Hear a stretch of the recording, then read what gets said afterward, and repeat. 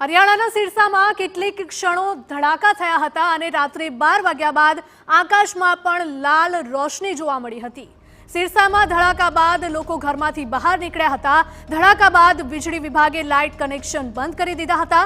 ધડાકા બાદ ખ્વાજાખેડા ગામમાં ખેતરમાં અવશેષો મળી આવ્યા છે। ખેતરમાંથી ડ્રોન મિસાઇલના અવશેષો મળી આવ્યા હતા।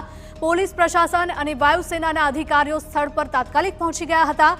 હરિયાણાના સિરસામાં મોડી રાત્રે ધડાકાના અવાજો સંભળાયા હતા અને જે બાદ સિરસા પ્રશાસને લોકોને બહાર ન નીકળવા માટે ખાસ અપીલ કરી હતી। તમામ નાગરિકોને રાતના સમયે ઘરમાં જ રહેવાની અપીલ કરાઈ છે। કોઈ પણ પ્રકારની લાઇટ ચાલુ ન કરવા માટે પણ ખાસ સૂચના આપવામાં આવી હતી। સાથે જ ગભરાયા વિના અફવા પર ધ્યાન ન આપવા માટે પણ લોકોને સૂચન કરવામાં આવ્યું હતું। તો પંજાબ અને તેની આસપાસના વિસ્તારોમાં પાકિસ્તાન સતત હુમલા કરી રહ્યું છે। હરિયાણાથી આ દ્રશ્યો સામે આવી રહ્યા છે કે જ્યાં સિરસામાં કેટલીક ક્ષણો સુધી ધડાકા થયા હતા અને તેના અવાજ છે તે દૂર દૂર સુધી પણ સંભળાયા હતા તેવું સ્થાનિકોનો દાવો છે। રાત્રે 12 વાગ્યા બાદ આકાશમાં લાલ રંગની રોશની પણ જોવા મળી હતી। તો સિરસામાં ધડાકા બાદ લોકો ઘરમાંથી બહાર નીકળ્યા હતા। લોકો ભયભીત થઈ ગયા હતા।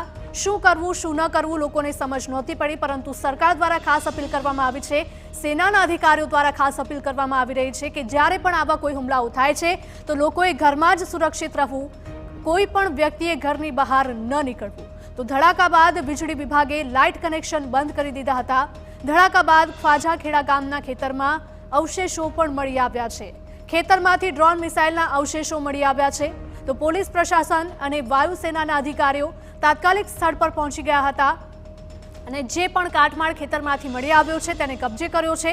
હરિયાણાના સિરસામાં મોડી રાત્રે ધડાકાના અવાજો સંભળાયા હતા, જે બાદ સિરસા પ્રશાસને લોકોને બહાર ન નીકળવા માટે ખાસ અપીલ પણ કરી છે।